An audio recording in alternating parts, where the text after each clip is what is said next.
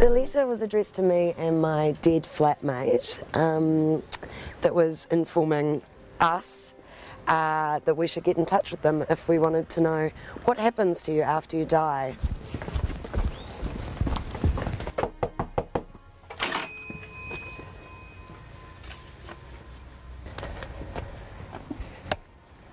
No luck. What a bummer. I was looking forward to meeting them. All of the grief and terror at losing someone. And when you lose someone who is so young as well. And at first, when I first received this, I thought this is just a sick coincidence. This is probably done in ignorance. But I don't really think that anymore. I mean, maybe my first instinct was right. Maybe it is just a sad coincidence. But maybe, given that Michael's death was fairly well publicised because of his extraordinary organ donation, maybe they did see that and think, oh, maybe we should write to that person. I want to know if she knew that Michael was dead. And I don't know if I'd believe her, but I still wouldn't be able to ask her that question. Did you know you were sending this letter to someone who was dead?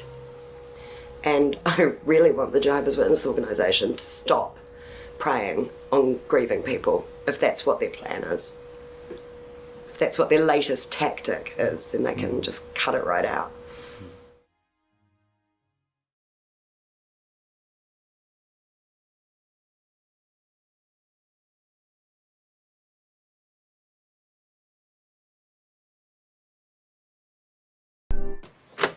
Good morning, my name's Jean. Is Sue Roberts here? No. Do you know Sue? Yeah, I do. Yeah, so Sue sent me a letter addressed from this street. Yeah, and do you know why she would have done that? The reason why we call is obviously we're concerned about how people, can cope with the problems that they're facing in this world today.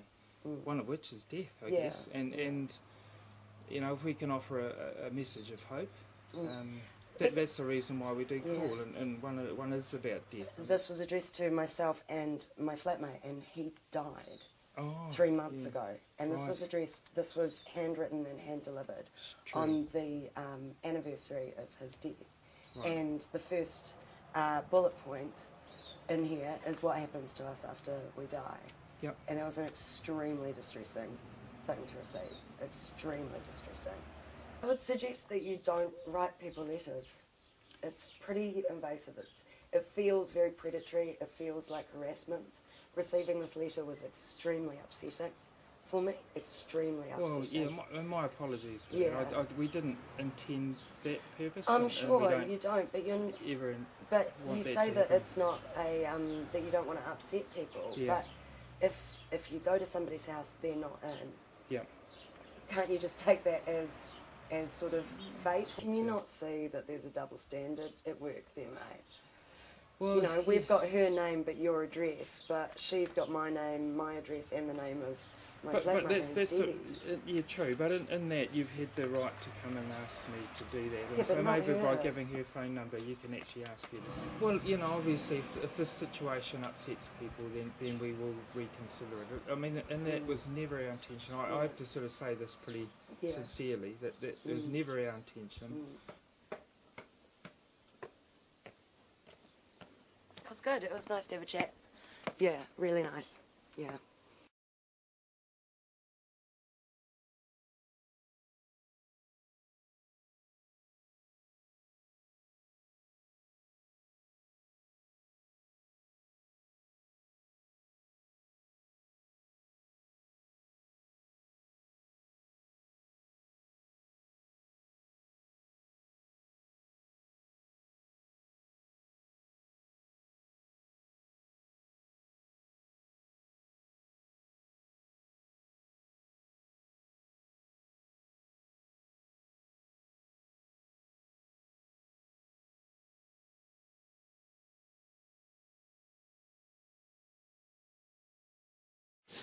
Let's look at a demonstration now of an opportunity to witness informally that could come up in a hospital waiting room.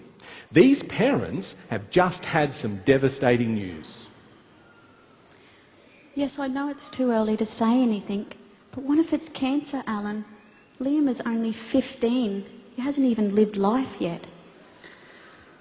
I know, honey, I know. I feel the same way, but we just have to wait for the doctor and he can tell us which way we need to go. Oh, I'm so thankful that we have a hope for the future. This couple really needs to know the truth badly. Oh, I'm sure that the angels will direct a witness to their door. Would you agree? Would you agree that something was missing in this demonstration? What could have been done if the opportunity was grabbed? Let's have a look at the same scenario again. Yes, I know it's too early to say anything, but what if it's cancer, Alan? Liam is only 15 years old. He hasn't even lived life yet. I know, honey, I know. It pains me too. But we just need to wait for the doctor, see what he says, and then we'll know which way to go. I can't stand to see that couple in such distress. They really need to know the truth. But I'm worried that I'm going to say the wrong thing. I think I'll just say a silent prayer for boldness. Excuse me. I couldn't help but overhear your conversation. I feel really sorry for your son. I really hope things turn out well with him and that this is all just a false alarm. Yes, I hope so too. If you don't mind, I'd like to just share briefly one thought with you that was of great help to me when I was going through some health issues recently. Yeah, that'll be good.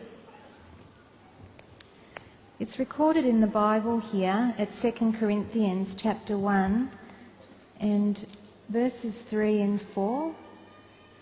It says there, "Blessed be the God and Father of our Lord Jesus Christ, the Father of tender mercies and the God of all comfort, who comforts us in all our tribulation, that we may be able to comfort those in any sort of tribulation through the comfort with which we ourselves are being comforted by God." As you can see, God is there for us when we go through different trials, and He's eager to comfort us. He also gives us a wonderful hope for the future where all of these painful experiences will be a thing of the past.